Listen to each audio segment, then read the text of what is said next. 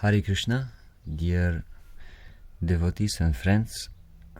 So today we are going to discuss 5th chapter of Nectar of Devotion, which is called Purity of Devotional Service.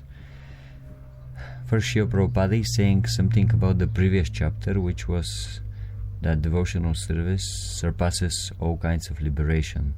So Srila Prabhupada is saying all of the previous instructions, that means from the previous chapter, imparted by Srila Rupa Goswami in his broad statements, can be summarized thus: as long as one is materially inclined or desirous of merging into the spiritual effulgence, one cannot enter into the realm of pure devotional service.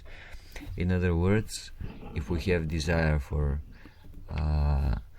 liberation, or if we have desire for some material profit, this makes us disqualified from the realm of pure devotional service. And now in this chapter, Rupa Goswami explains that devotional service is transcendental to all material considerations. In other words, if we are devotional service does not depend on our birth, it does not depend on our fate, it does not depend on our social status, social position, social situation. All these things are external factors. Or, in other words, we can take to devotional service no matter from which social position we are coming, no matter what is our belief, no matter from which country we are coming. All these different things, they have no really big value when we speak about devotional service.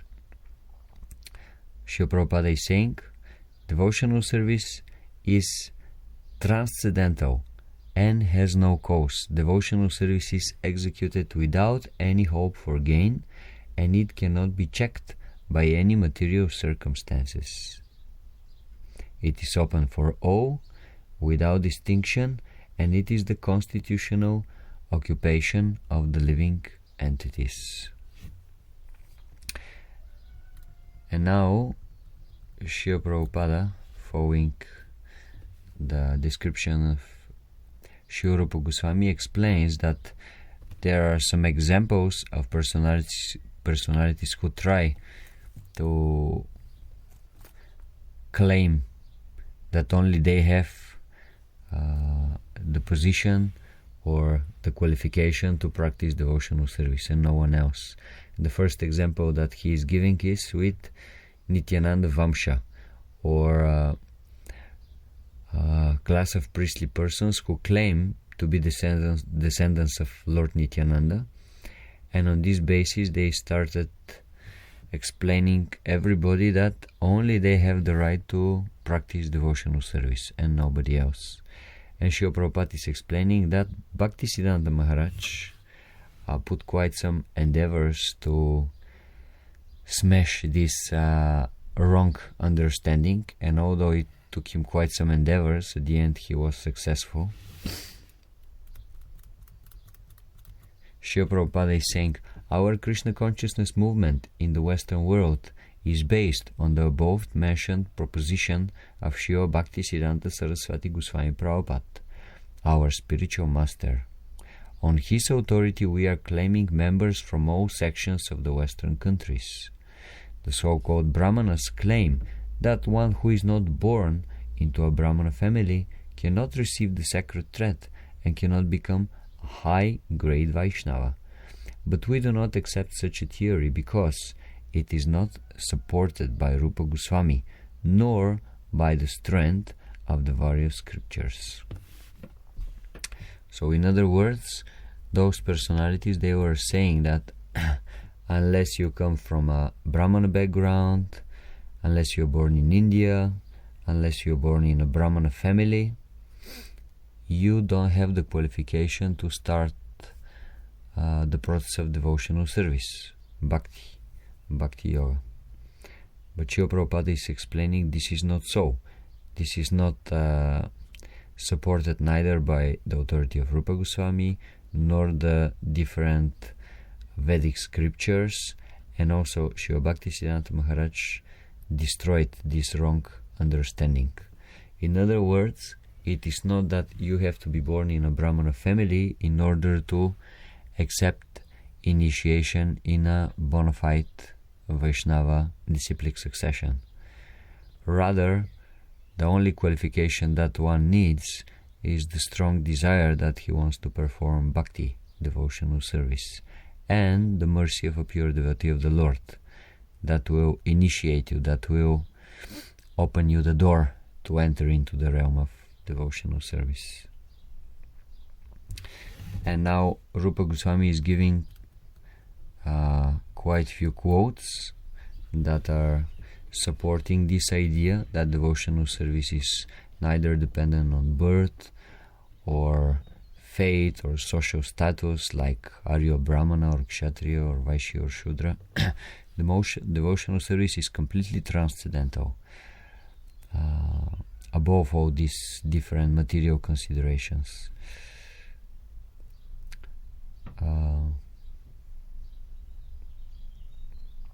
We have a verse from Skanda Purana that is saying, in the country known as Mayuradvaja, the lower caste of people who are considered less than Shudras are also initiated in the Vaishnava cult of devotional service. And when they are properly dressed with tilaka on their bodies and beads in their heads and on their necks, they appear to be coming from Vaikuntha. In fact, they look so very beautiful that immediately they surpass the ordinary Brahmanas.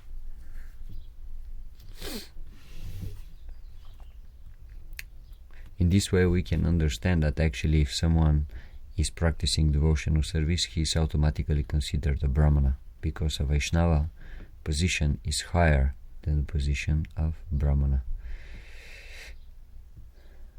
Also, this idea is supported by Sanatana Goswami in his book Hari Bhakti Vilas, which is a Vaishnava guide for all Vaishnavas. There he is explaining that any person who is properly initiated into the Vaishnava cult certainly becomes a Brahmana as much as the metal known as bell metal is turned into gold by the mixture of mercury. Or, in other words, under the proper guidance of a bona fide spiritual master,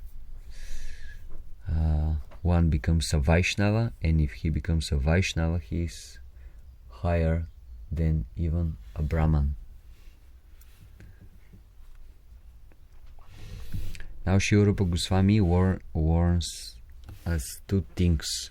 First one is, if we have this great fortune to become a Vaishnavas, we should not become proud, and we should not think that this is the end of the spiritual process. Rather, this is the beginning. Initiation from a bona fide spiritual master is the beginning of the process of devotional service, and one should not become puffed up, and one should not think that the job is done, but rather he should continue with great enthusiasm and determination to follow very strictly all the rules and regulations of the process of devotional service.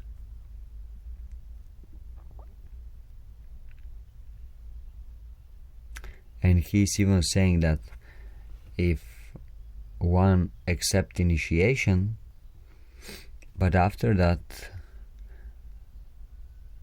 stops to follow the different rules and regulations of devotional service, then he goes again back to his previous position, or he becomes again fallen. This important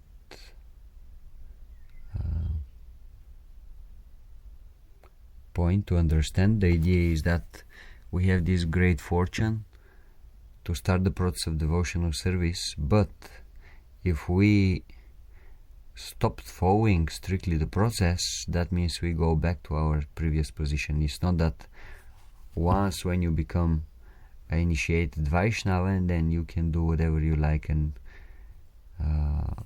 whenever you like, and still you keep this high honorable position of being a Vaishnava. No, we should act as Vaishnavas in order to be able to maintain this position. And the other important point that Sri Rupa Goswami is making is that if one is seriously situated on this position of devotional service, if by chance he has a fall down from his spiritual position, there is no need to perform any kind of atonement or prayashchita in order to go back to his exalted position of devotional service. In other words, devotional service is completely independent from karma, fruitive activities, fruitive rituals, which is this ritual of atonement, prayashchita, or jnana. Devotional service is not dependent on these two. If one just performs devotional service, this is already the purest activity. Even for some reason, for some amount of time, we stop practicing it. After that, we can immediately go back to this position just by fixing ourselves again in the process of devotional service. Another thing that Rupa Goswami is saying is, Sri Rupa Goswami also says that if one is regularly discharging devotional service, there will be no question of fall down. But even if circumstantially there is some fall down, the Vaishnava need have nothing to do with the prayashchita, the ritualistic ceremony for purification.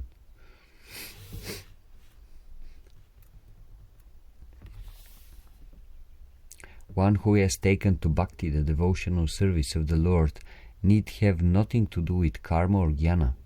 It has been already explained that pure devotional service is without any tinge of karma or jnana. Bhakti should have no tinge of philosophical speculation or ritualistic performances.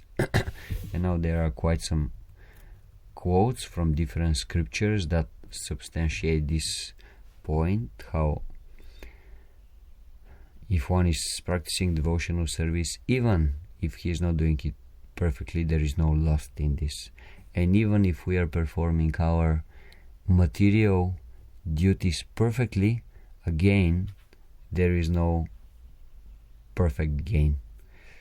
So we have a quote from Srimad Bhagavatam, 1st canto, 5th chapter, verse 17, wherein Sri Narada Muni advises Vyasadeva, even if one does not execute his specific occupational duty, but immediately takes the erect shelter of the lotus feet of Hari, Krishna, there will be no fault on his part, and in all circumstances his position is secure.